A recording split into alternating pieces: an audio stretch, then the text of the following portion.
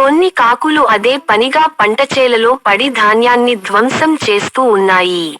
ఒక పావురం చాలా రోజులుగా తిండి లేక బాధపడుతూ ఉంది.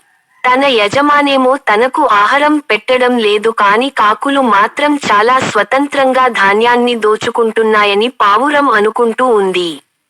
ఒక రోజు పావురం కాకుల నాయకుడిని అడిగింది, ప్రతి రోజు మీకు చాలా ఆహారం లభిస్తుంది కదా.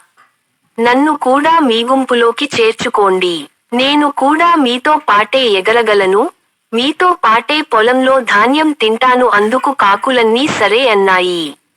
ఆ రోజు నుండి కాకులన్నీ పావురాన్ని తమతో తీసుకునివెళ్తూ కలిసి ధాన్యాన్ని తింటున్నాయి.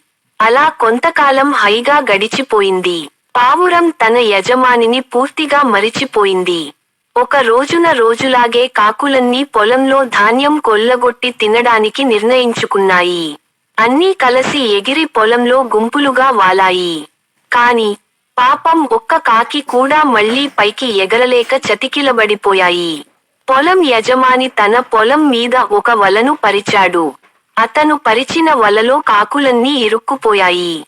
వాటితో పాటే పావురము ఆ వలలో చిక్కి రైతుకు ఆ రాత్రి భోజనమైంది.